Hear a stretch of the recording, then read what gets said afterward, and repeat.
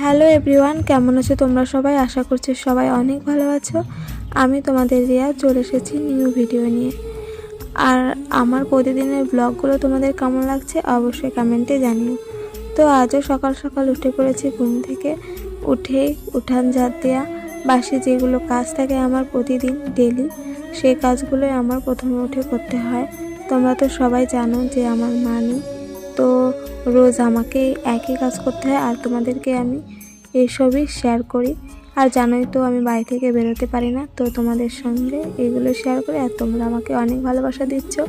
এর জন্য আমি আরও বেশি করে ভিডিও করার সাহস পাই। তোমরা এভাবে আমার পাশে থাকো, এটাই তোমাদের কাছে আমার চাওয়া। আর আমি জানি তোমাদের আশীর্বাদের হাত আমার মাথার উপর আছে, এটাই বিশ্বাস করি আমি। তো দেখো আমি সকাল সকাল উঠে ঘর ঝাড় দিয়ে, বিছানা তুলে, উঠানো ঝাড় দিয়ে বাসনও মেজে ফেলেছি কালকে রাতে। বাসন মেজে চলে এসেছি ঘরে। ঠাকুমা শুয়েছিল তাই সাথে সাথে বিছানা তুলতে পারিনি।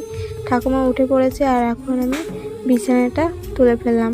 বিছানা তুলে এখন ব্রাশ করতে যাব, তাই ঠাকুমাকে জল, কোলগেট সব দিলাম। আর ঠাকুমার সকালবেলা শরীরটা ভীষণই খারাপ থাকে প্রত্যেকটা দিন।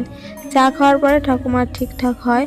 তারপর এদিকে মেজো কাকি পেরেছে সজনে ডাঁটা, সেখান থেকে কটা ডাঁটা নিয়ে আসলাম, মাছ দিয়ে রান্না করবো। এর জন্য বাবা আবার ফোন করে বলেছে যে কাকুর কাছে বলে দিয়েছি, তো মাছটা নিয়ে নিস। তো কাকু আমাদের বাড়ির সামনে চলে এসেছে আর আমাকে ডাকলো আর আমি চলে আসলাম মাছ নেওয়ার জন্য। কাকু আমাকে মাছ দিচ্ছিল আর আমার সঙ্গে কথা বলছিল। তো মাছ নিয়ে বাড়ি চলে আসলাম। চলে এসে ফার্স্টেই আমি মাছটা রেখে মুখ ধুয়ে চা বানাতে শুরু করেছি। ঠাকুমাকে চা না দিলে ঠাকুমা একদমই সুস্থ হতে পারে না, মাথাটা সোজাই করতে পারে না, এরকম অবস্থা হয়ে যায়। তোমরা দেখে অবশ্যই বুঝতে পারছো। ঠাকুমাকে চা বানিয়ে দিয়ে দিলাম আর আমি এদিকে দেখো ছোট বাচ্চাদের মতো কি দিয়ে চা খাচ্ছি। আমার সব থেকে না এই হাবি জাবি জিনিসগুলো খেতে পছন্দ করি আমি বেশি। ভাত আমি মোটে খেতে চাই না, আর আমার খেতে ভালো লাগে না ভাত। তুমি যত আমাকে ফাস্ট ফুড, তারপরে এরকম ভাজা পোড়া যত খাবার দেবে আমি আমার কাছে না নেই। ভাত খেতে দিলে আমার কেন জানি না ভালো লাগে না খেতে। তো ঠাকুমা মাছটা কেটে দিচ্ছিল আর আমি এদিকে রান্না করার জন্য সব কিছু কাটাকুটি করছিলাম, সবজিটা আর কি, আলু ডাঁটা এসব। জলটা এনে একদম রেডি।